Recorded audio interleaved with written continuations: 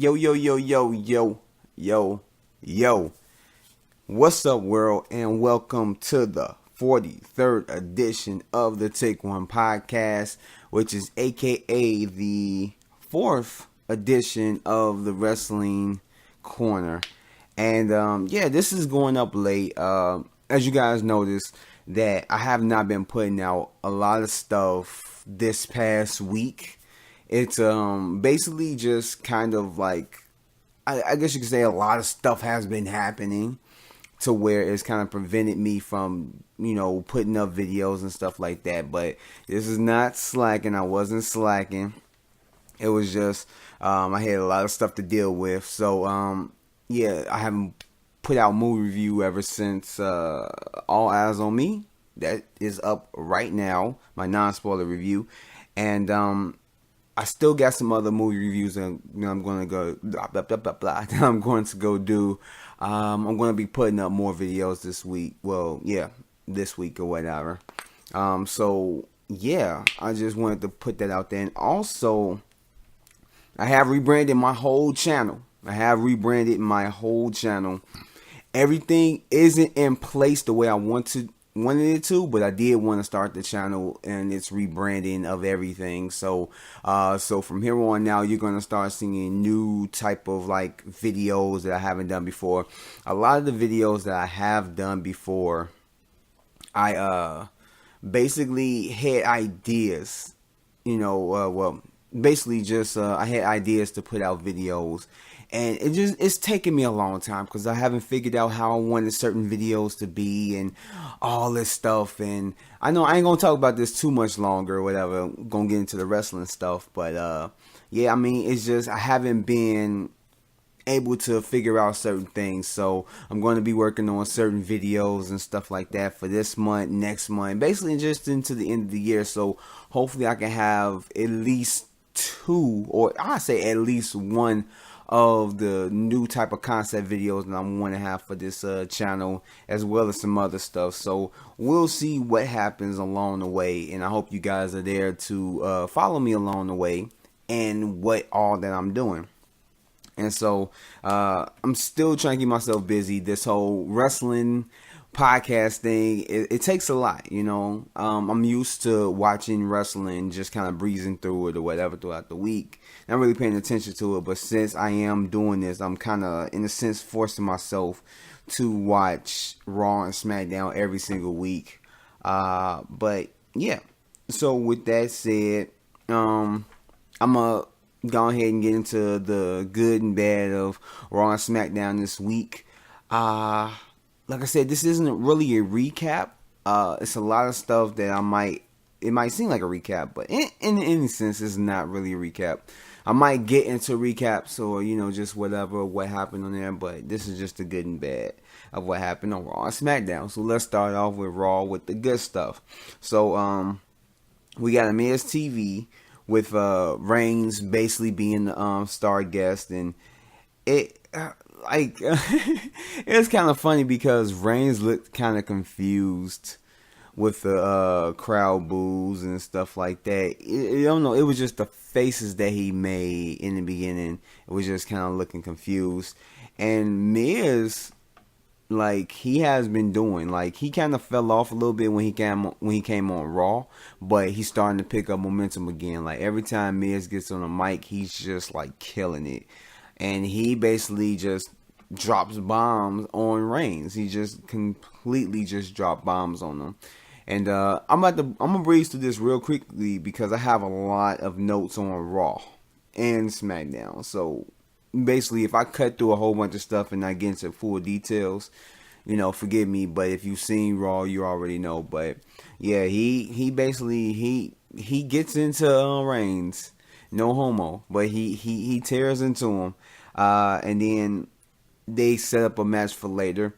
The next we have Strowman answers Kurt Hawkins' challenge, and basically he chases Hawkins down as Hawkins tries to get away.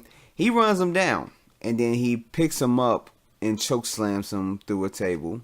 Well, through the he choke slams him through a table. I forgot whether it was an announce table or whatever, but it was just a regular table.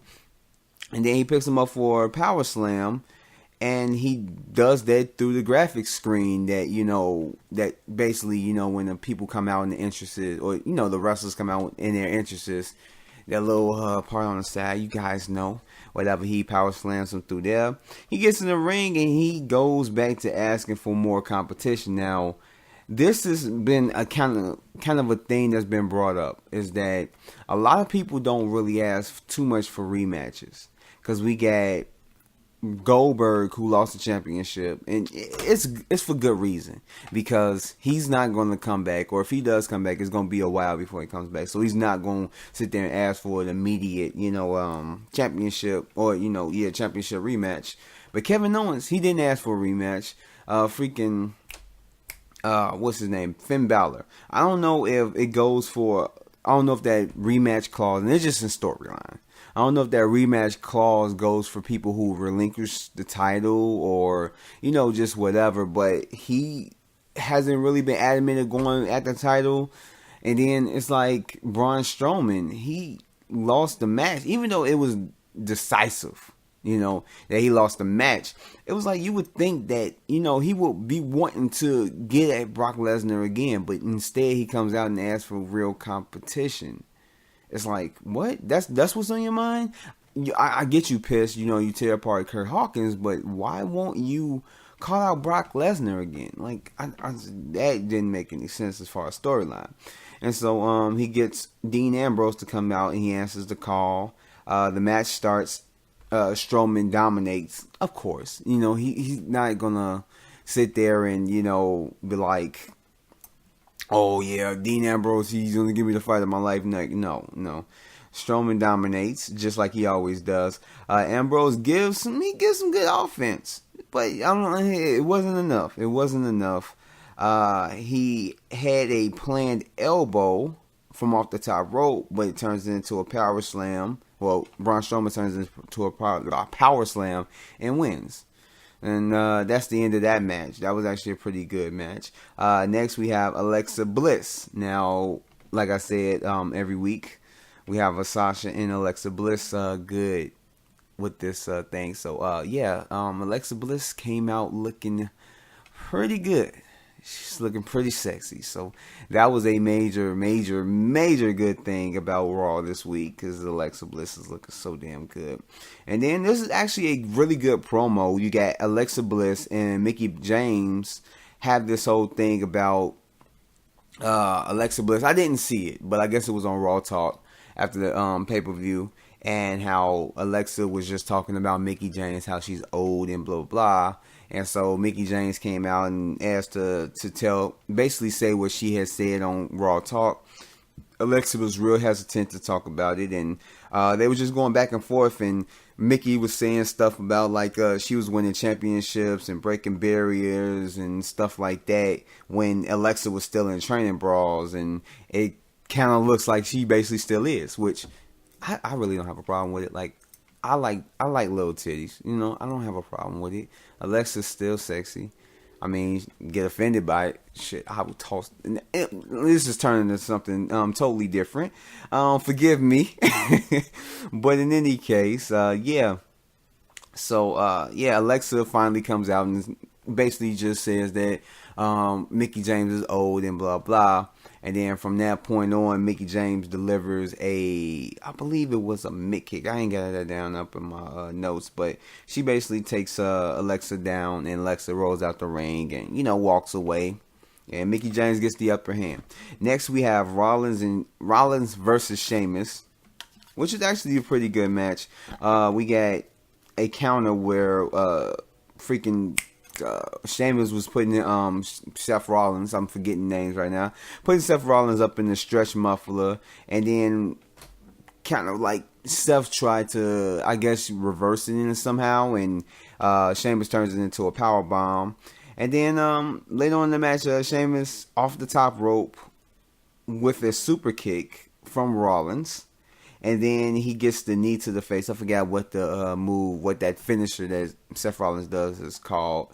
But yeah, he does that, and he picks up the victory. Seth Rollins wins. And then next, one of the other good things about it, you got Goldust with his heel turn.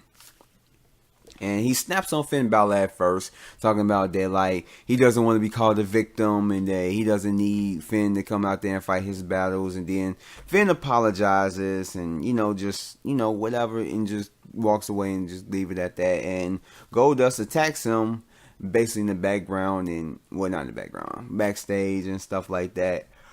So we have excuse me, I am tired. we have a face turn from Goldust to turn heel, then turn back face for a couple weeks just to turn back heel. I don't get where they're going with this.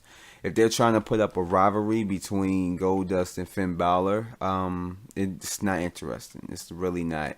Goldust, I have nothing against him.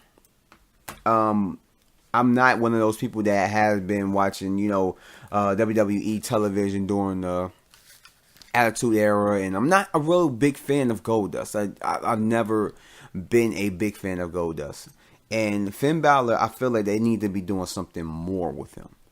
Maybe not putting him in the championship title picture as, the universal title goes, as far as the universal title goes. But I mean like the Intercontinental Championship. I could see a good rivalry between Finn Balor and The Miz.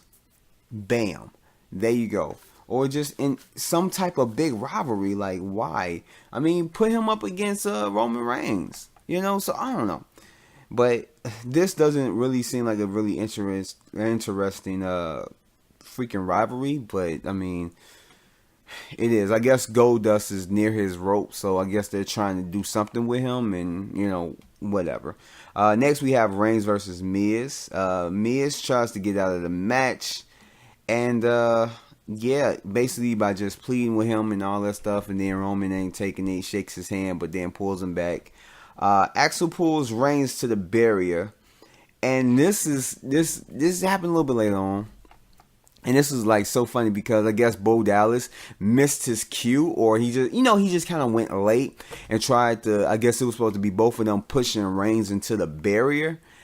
And Bo misses it completely. Like Axel basically pulls him himself into the barrier. Well, pulls Reigns himself into the barrier. Bo tries to grab him and kind of misses. It kind of falls into the barrier himself. Not like really bad, but yeah, you can tell that he missed his cue. Like he did not touch Reigns at all, but he just kind of fell over. I guess it was like he was depending on grabbing him, so he kind of like let his body go over, and it was funny. I laughed at it. And then Miz does the Miz kicks. Reigns reverses the last kick into a possible power bomb, but then the Miz counters and gives a possible roll up pin, but Reigns counters that with a Superman punch. But he doesn't capitalize due to the interference of the Miztourage, which allows Miz to roll out. And then a little bit after that, we get the match ends off with Reigns winning with a spear. This match was actually pretty good. I enjoyed it. I'm not even gonna lie. I enjoyed it. The Miztourage ends up coming out and they beat up Reigns with chairs, and then they hit the Miz hits Reigns with the skull crushing finale. Miztourage walks away, but then they just return back to the ring to finish the job. The Miz hits him with more chair. With more chair. He hits him with another chair. Then another skull crusher finale onto that chair. And then he gives him another chair shot. And then they all do the shield pose, basically not mocking him. Now, I've heard this and it seemed like this is where they're going. Somehow Dean Ambrose and Seth Rollins are going to find their way to basically aid Roman Reigns in this happening, to where it's going to be the Miztourage versus the reunited Shield with all three members instead of 2 out of 3 members this time. And that's exactly where it seems to be going, because you're not about to do something like that and not let it go nowhere. So I'm curious to see how all this is going to work out.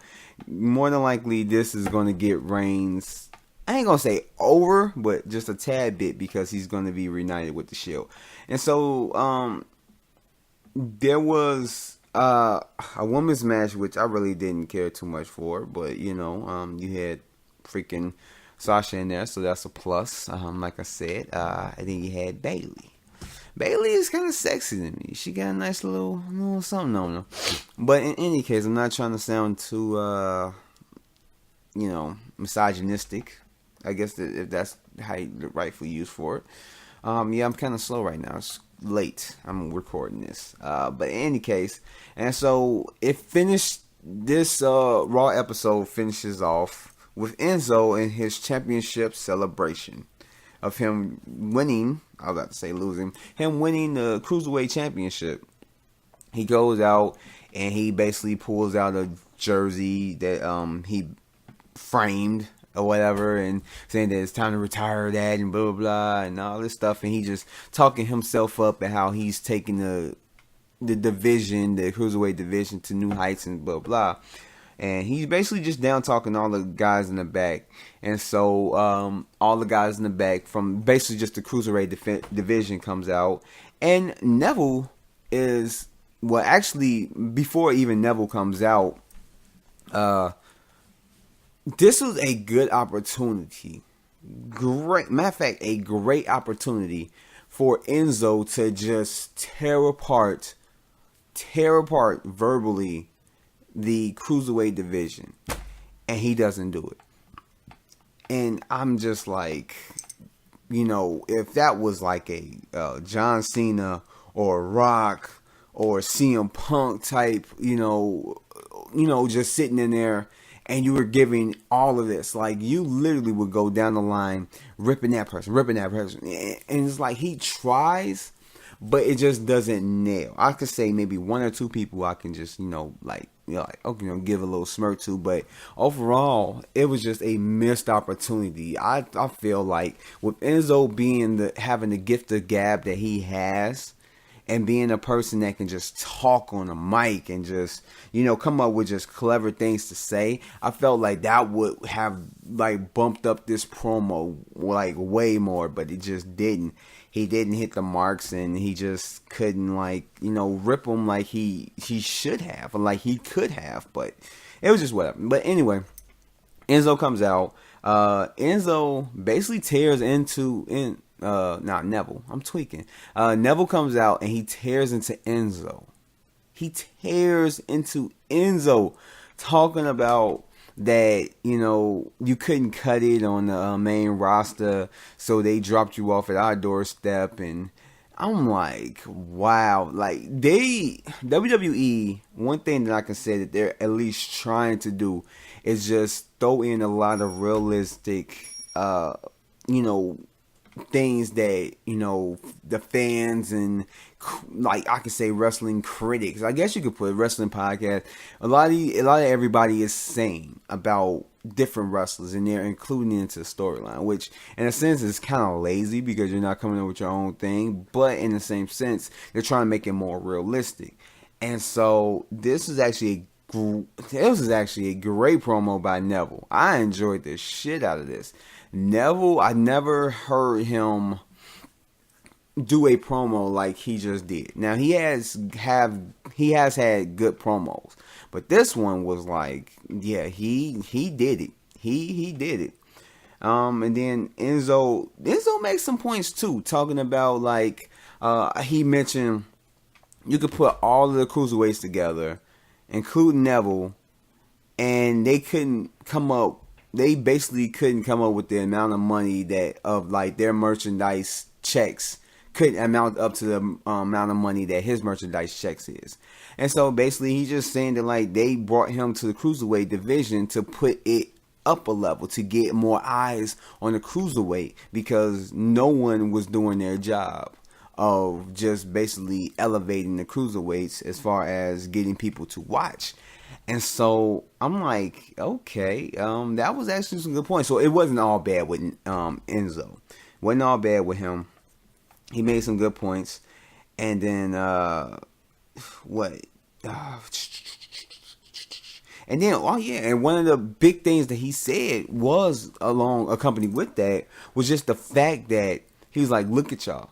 It's like, look at where you're at. This is the third final hour of Raw. You guys have never found yourself, have not even had a sniff.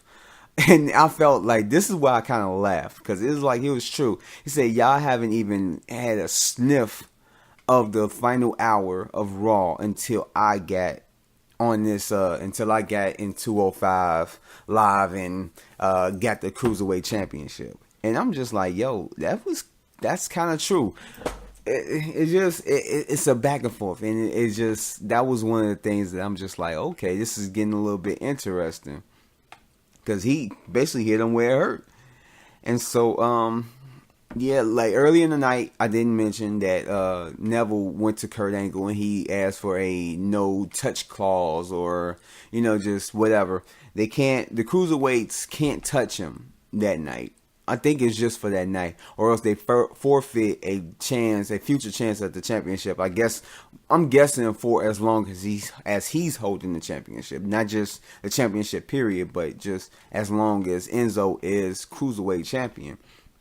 And so as Neville comes out, you know, and it's basically, he says all this to Neville as well as the Cruiserweights. Neville just, you know, he just had it. So he just says, fuck it, and just go ahead and beats Enzo down. And the crowd cheers.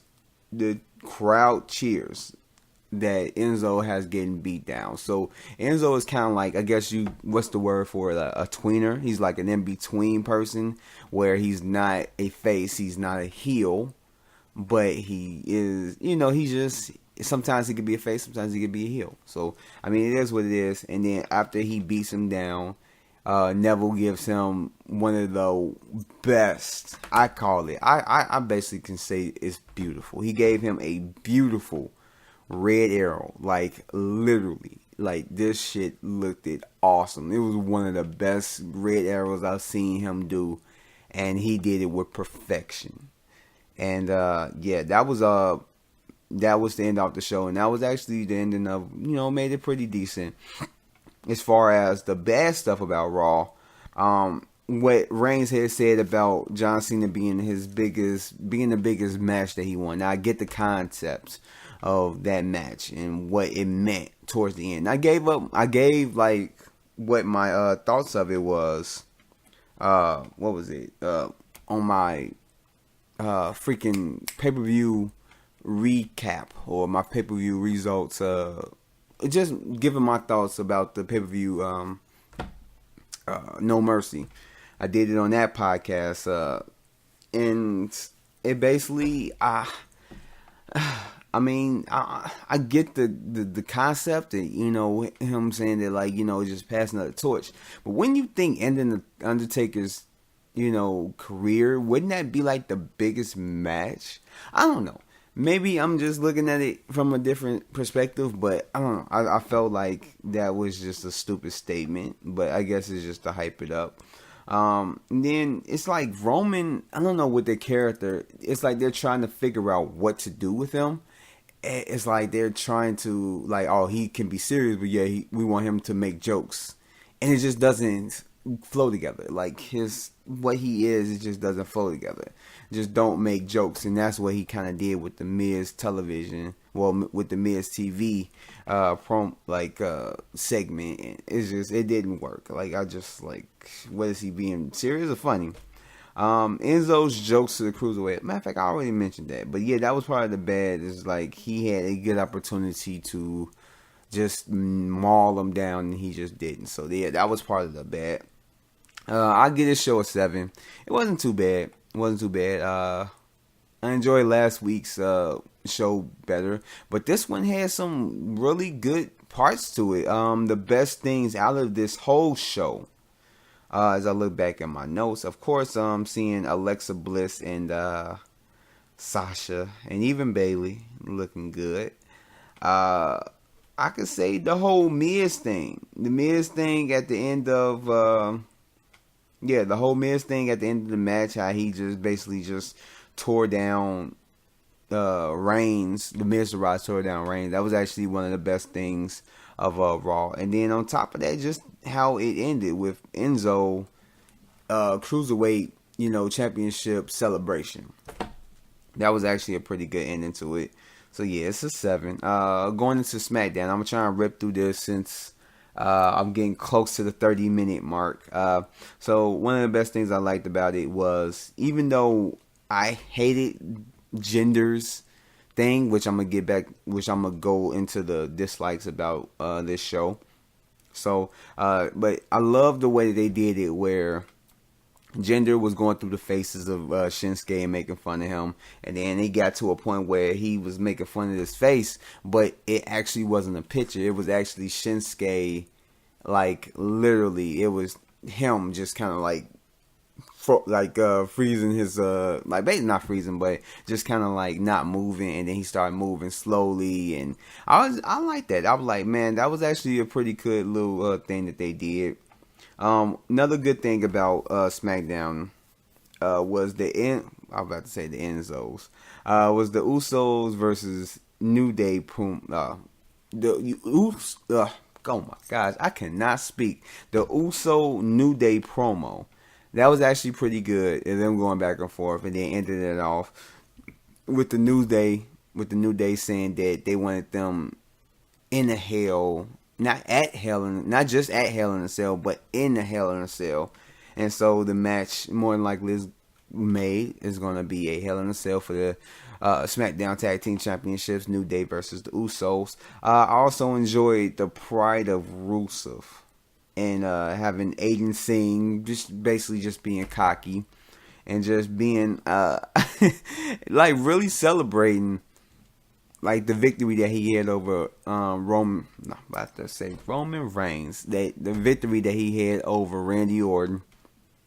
And then I kind of guessed it once Aiden was singing the song about what Rusev did to Randy Orton and all this stuff. I knew it was RKO was gonna come out. I just didn't know where, and it came out of nowhere.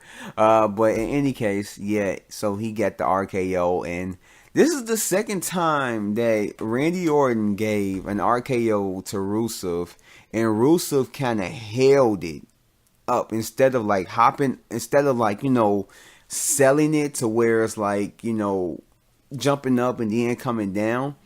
It was like he didn't really do that. So Randy Orton hopped up, gave the RKO, and Rusev kind of came down a little bit late to the point where it was like, he could have broke his neck by doing it. I don't know.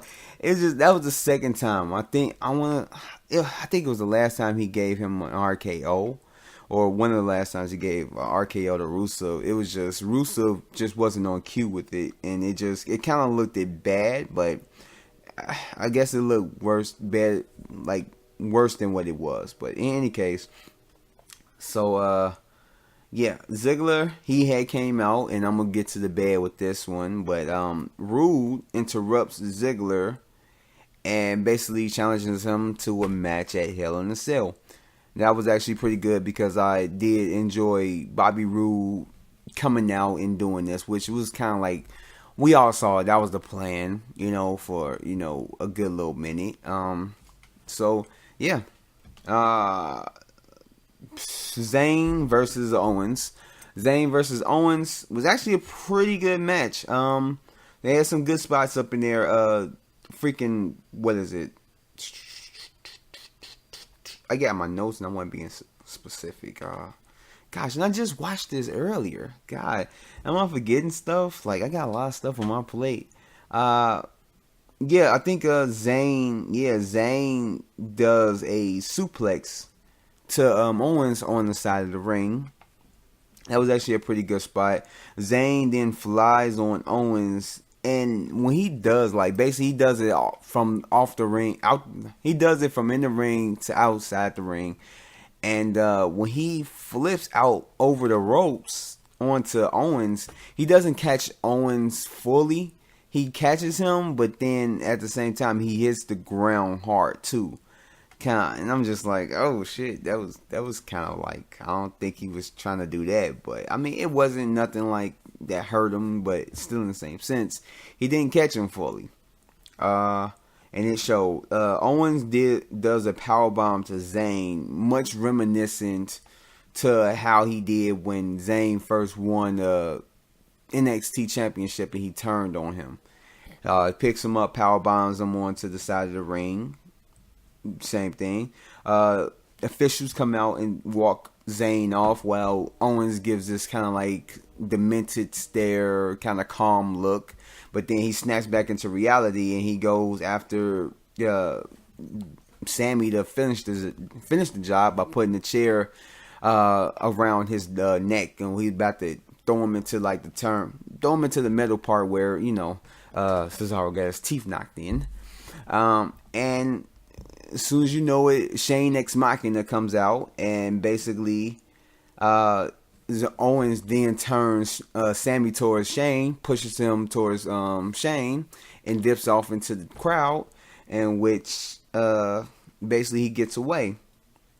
And then that's basically it. For the bad Genders comedy show, they need to stop it. I've already said it last week. They need to stop it. They need to kill it. They need to just end it. No, don't do it anymore. Gender is not funny. He cannot pull off a comedic thing. He did decently when he was up in 3MB, but that was because he was with Slater, and Slater knows how to do the comedy. I ain't gonna say like he's the best at it, like he's a champion, but still in the same sense. Yeah, no, just stop it. Yeah. And then the other thing that I was gonna talk about was just Dolph's Undertaker interest, his impression. Okay, what they're doing with Dolph, yeah. But in any case, Rule came out, so it made it a little bit better. But this time, Dolph actually gets more of a crowd reaction. They actually chant, "You suck." And I was like, okay, I get it. That was actually pretty decent, that he was able to get some type of reaction out of what he was doing. But overall, it's just bad what they're doing with Dolph Ziggler. I feel like this is it for him. He's not going to do any more after this. And so that's really all that I got to say about Raw and SmackDown, the good and the bad. This rating for SmackDown, I'm going to give it a 6.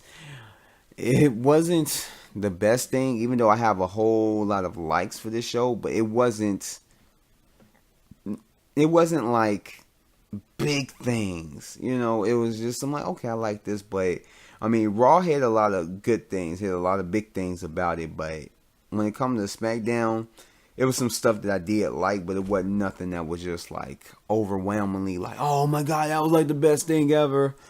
But yeah, I'll say like two of the best things. I can't even pick two big things that I really liked about it. I say like the best thing that came out of SmackDown this week was the Owen Zayn fight, Owen Zayn match, and then afterwards everything. But I mean, that's only because there was nothing else notably bigger on the show. I mean, was AJ Styles even on this show? Yeah, he was. Yes, he was. He didn't play a major part. He didn't have a match. It was Corbin and freaking Ty Dillinger in the match. Yeah, I mean, whatever, but yeah, it wasn't nothing really major that happened on SmackDown this week, and that's kind of disappointing.